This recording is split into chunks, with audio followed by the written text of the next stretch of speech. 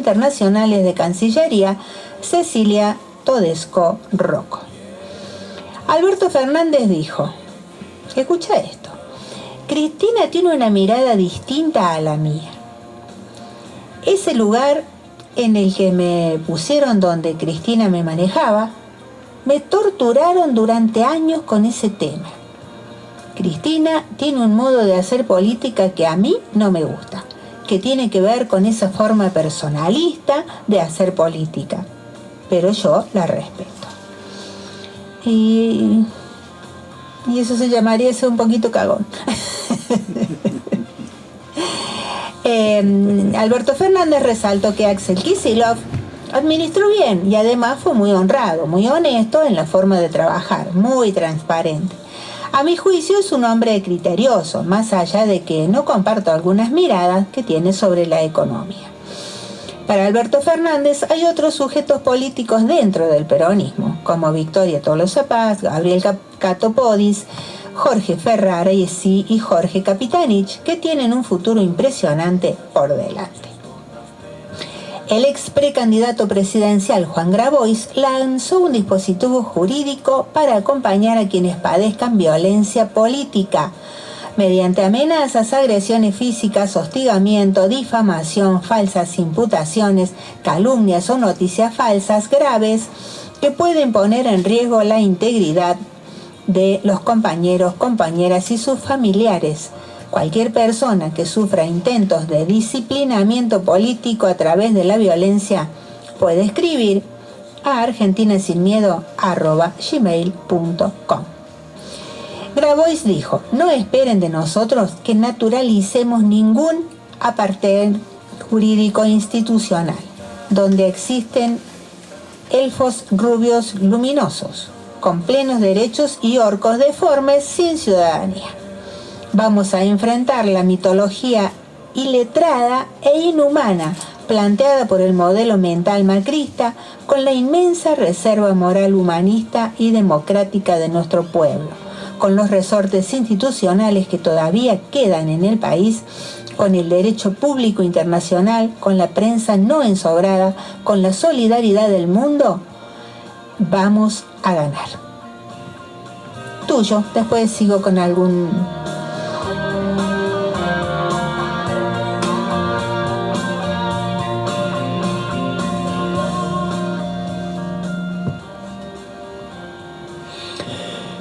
Y a propósito de Alberto Fernández, acá tengo una respuesta que le dio Juan Grabois.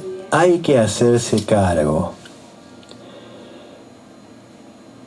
La respuesta de Juan Grabois a Alberto Fernández por los números de la pobreza. La Argentina sí está estallada, Alberto, solo que ya nos acostumbramos. No explota, implota, afirmó el dirigente social y ex precandidato presidencial. El dirigente social y ex precandidato presidencial de Unión por la Patria, Juan Grabois, salió a responderle al presidente Alberto Fernández por los dichos en los que negó que la pobreza sea del 40% en la Argentina. Esta es la realidad, que es la única verdad. Hay que hacerse cargo. La Argentina sí está estallada, Alberto, solo que ya nos acostumbramos. No explota, implota. Le respondió y solicitó que sea quien lidere un pedido de perdón a las personas a las que el Frente de Todos había prometido sacar de la pobreza cuando asumió el gobierno en 2019. Grabois apuntó contra la idiotez cíclica de echarle la culpa a las mediciones por la realidad que miden y lamentó, como un problema grave de comprensión, que el presidente no entienda cuál es el fenómeno de la pobreza en un contexto de crecimiento del empleo, en una economía con la mitad de su fuerza de trabajo informalizada o registrada bajo modalidades precarias como el monotributo. El dirigente del Movimiento de Trabajadores Excluidos, MTE, le recordó a Alberto Fernández el respaldo de ese sector a su campaña presidencial en 2019. la esperanza de la creación de la mesa contra el hambre y la promesa de campaña para empezar por los últimos para llegar a todos, por lo que llamó a hacer una reflexión profunda para comprender qué hicimos mal como conjunto, cada sector, cada dirigente, cada militante. A los que no pudiste liderar en un proceso de reconstrucción nacional, hacelo ahora pidiendo perdón, en nombre de todos, a esos hombres y mujeres por los que íbamos a empezar, a los pobres que llegaron últimos, siguen últimos, y ahora son 2 millones más. Le exigió Grabois al presidente saliente y lo apuntó por intentar justificar las mediciones del INDEC con respuestas supuestas mentiras de los encuestados para que no le saquen el plan. Que además digas que los índices de pobreza se explican porque los pobres subdeclaran sus ingresos, ya me parece una bajeza gorila, calificó. En el texto, Grabois pidió humildemente perdón y llamó al peronismo y a quienes fueron funcionarios o militantes del gobierno desde 2019 a realizar una autocrítica para que nunca más se repita que un gobierno que se autopercibe y proclama popular y peronista, en un contexto de crecimiento del Producto Bruto y aumento de la actividad, tenga estos niveles de pobreza e indigencia. En el texto, publicado en las redes sociales, Grabois advierte que el análisis de Fernández pone a las organizaciones sociales el chivo expiatorio del drama económico que las hizo nacer y la decisión de correr el foco de los más ricos, entre ellos, no pocos políticos, sus amigos empresarios, testaferros, etcétera, etcétera, que son quienes mienten en las declaraciones para no pagar impuestos o cosas peores. En ese marco, el dirigente social esbozó algunas reflexiones sobre los errores del gobierno saliente, entre ellos, la decisión de no avanzar en universalizar definitivamente el salario social para que alcance a los 5 millones de excluidos del empleo registrado y eliminar así la indigencia y cualquier forma de intermediación, o que, un buen día, no se habló más del impuesto a la renta extraordinaria, ni de que la deuda la paguen los que la fugaron. El problema pasó a ser si la gente no busca trabajo, porque se conforma con cobrar un plan equivalente a la compra de una semana de alimentos. Los problemas no van a resolverse pidiendo perdón, pero en algún punto sería reparador para la sociedad en su conjunto y para todos nosotros, los que vamos a quedarnos en Argentina, le pide Grabois. El texto completo de la respuesta de Grabois a Alberto Fernández.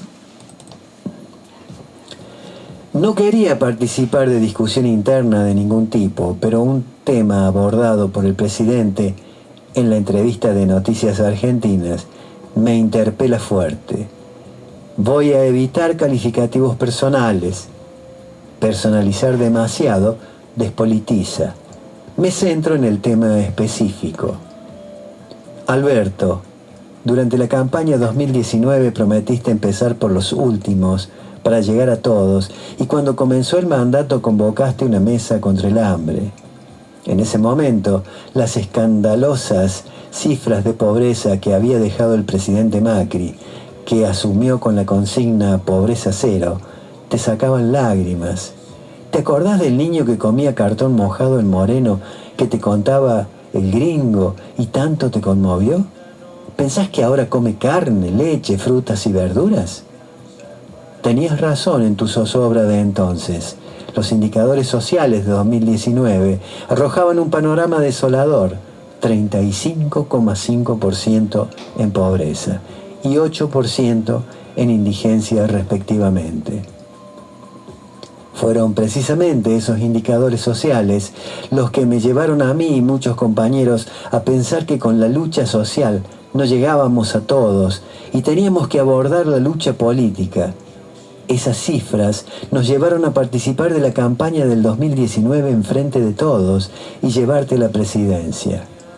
Hoy, las cifras son objetivamente peores. Pobreza, 40,1% e indigencia al 9,3%, primer semestre. Todo indica que para diciembre los números serán aún más alarmantes. El sistema de medición es exactamente el mismo. Esta es la realidad, que es la única verdad. Hay que hacerse cargo. La Argentina sí está estallada, Alberto. Solo que ya nos acostumbramos, no explota, implota. Hace menos ruido, pero la gente se desangra por dentro.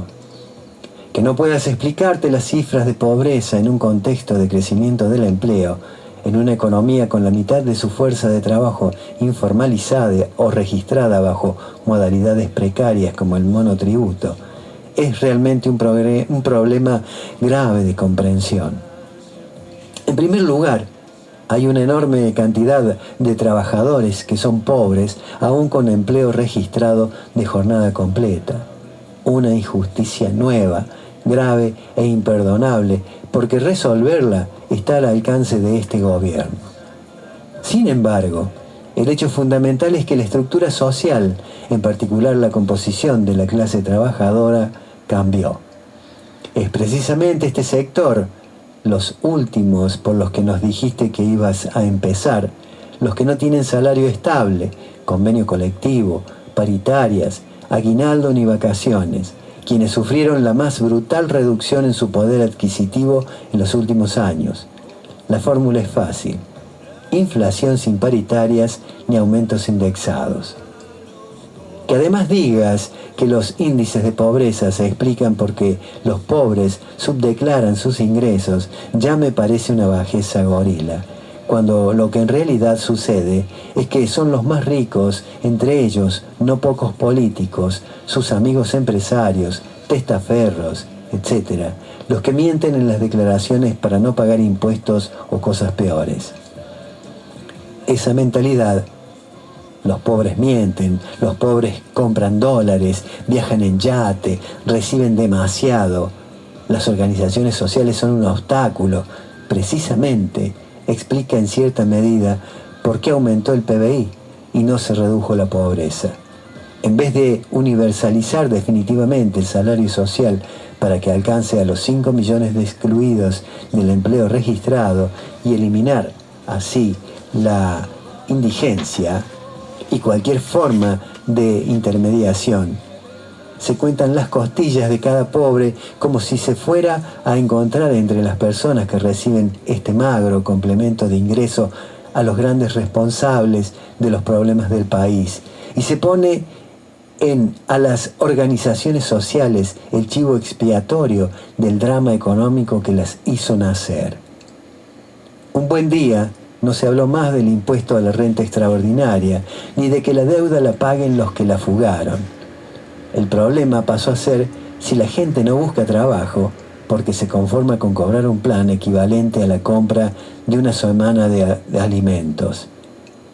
Está bien para un diario Finoli, pero un gobierno popular con ese discurso, más allá de esa consideración personal, la realidad es que todos los que de una u otra forma participamos del Frente de Todos, hayamos tenido o no cargos públicos, debemos asumir cierto grado de responsabilidad, sea por acción, sea por omisión, en la situación actual de pobreza e indigencia. Ellos, ellas, sobre todo los niños, por los que íbamos a empezar y siguen postergados, más postergados que antes, merecen que les pidamos perdón, que hagamos una reflexión profunda para comprender que hicimos mal como conjunto, cada sector, cada dirigente, cada militante, para que nunca más se repita que un gobierno que se autopercibe y proclama popular y peronista, en un contexto de crecimiento del Producto Bruto y aumento de la actividad, tenga esos niveles de pobreza e indigencia. Yo pido humildemente perdón por la parte que me toca, sea grande o pequeña. Dios sabrá. ¿Esto quiere decir que se hizo todo mal? No. Hubo políticas públicas acertadas y posiciones adecuadas en algunos temas, pero el balance general es pésimo y hay que hacerse cargo. Creo, Alberto, que como máxima autoridad del gobierno y del principal partido de la coalición, deberías hacer lo mismo, sin excusas, sin anestesia, sin repetir lo que todos ya sabemos de la pandemia, y la sequía, y la guerra, y la mar en coche, sin volver a caer en la idiotez cíclica de echarle la culpa a las mediciones por la realidad que miden. Los problemas no van a resolverse pidiendo perdón, pero en algún punto sería reparador para la sociedad en su conjunto y para todos nosotros. Los que vamos a quedarnos en Argentina, posiblemente perseguidos y seguramente demonizados en una proporción muy superior a nuestra responsabilidad personal en la situación social y política del país. Convencidos de nuestros principios, vamos a dar el debate frente a los que quieren justificar en esta realidad tristísima un programa deshumanizado y antinacional. Un dogma según el cual la justicia social es una aberración y la redistribución de la riqueza un factor de atraso. Vamos a hacerlo, remando en dulce de leche. Por eso, para todos nosotros y nosotras, que en 2019 votamos y llamamos a votar tu boleta, que integramos la coalición como simples militantes o altos funcionarios, a los que no pudiste liderar en un proceso de reconstrucción nacional, hacelo ahora, pidiendo perdón, en nombre de todos, a esos hombres y mujeres por los que íbamos a empezar, a los pobres que llegaron últimos, siguen últimos, y ahora son 2 millones más.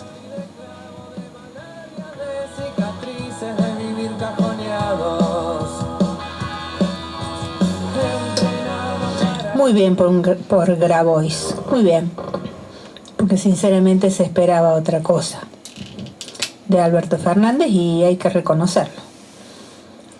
Se quedó en el camino, se llenó de miedo, ¿no? Me parece, no sé, algo de eso hay. Porque él dijo, si hago algo mal, dígamenlo. Se lo dijeron, se lo gritaron y no escuchó. Bueno, a ver.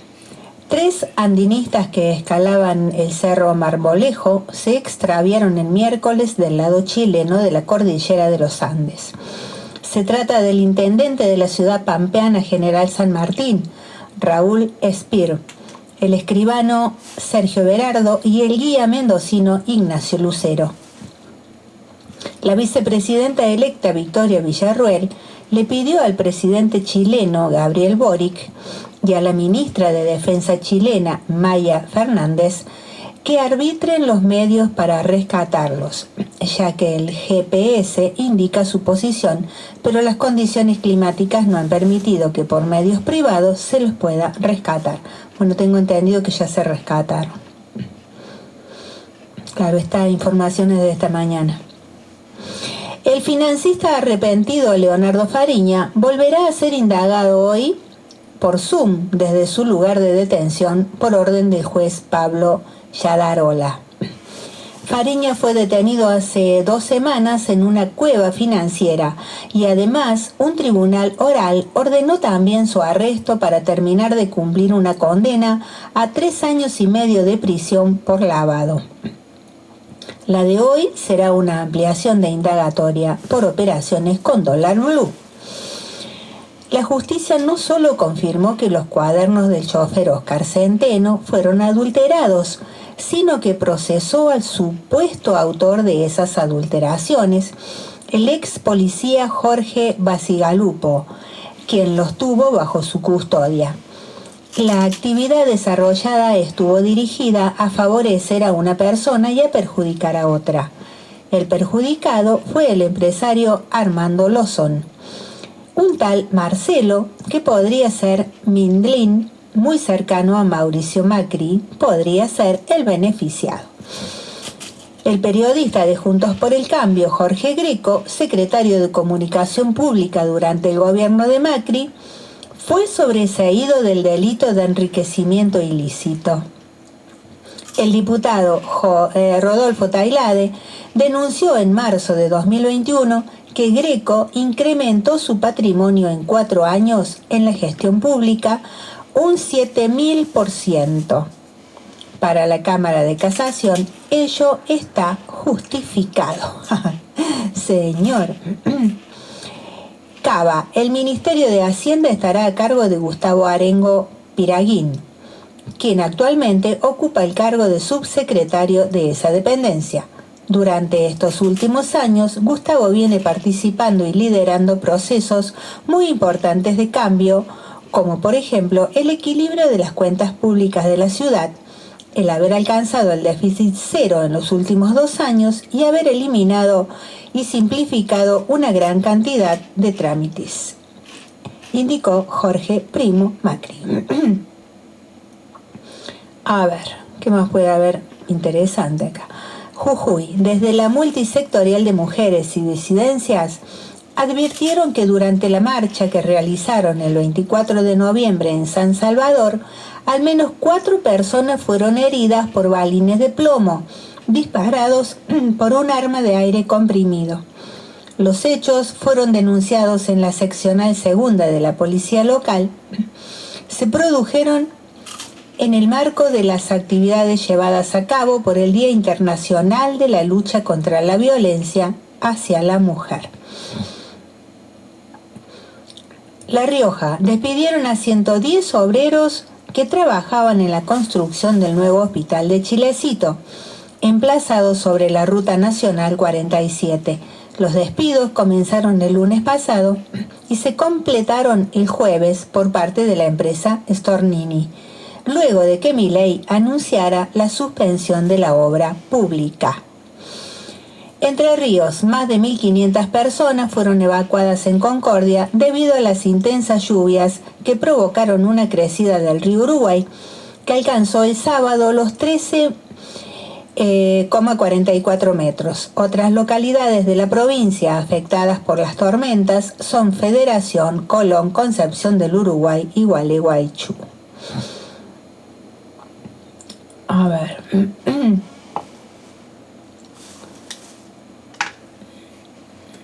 Provincia de Buenos Aires. El director del Centro Médico de la Mujer de Bursaco, Diego Javier Clementi, irá a juicio acusado de abusar sexualmente de sus pacientes.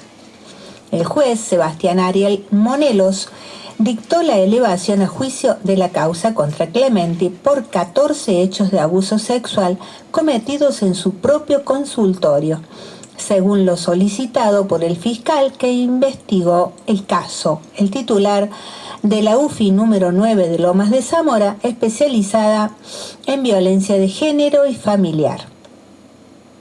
Sebastián Vizquert. Bueno, aquí ya no tendría otra cosa.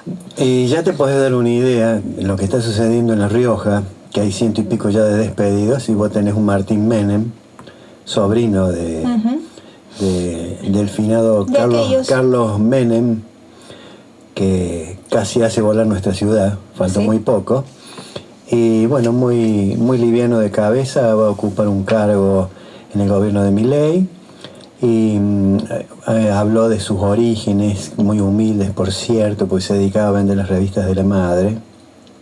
Eso me hace acordar a las insulsas películas norteamericanas cuando te cuentan la historia de alguien que vivía en la extrema pobreza, en otras palabras, que vivía ahorcado en las hilachas y que después con los años terminó siendo un gran artista, cantante, músico, etcétera, etcétera, etcétera. Mira vos hasta que dónde llega el grado de caradurez de los que supuestamente dicen representarnos.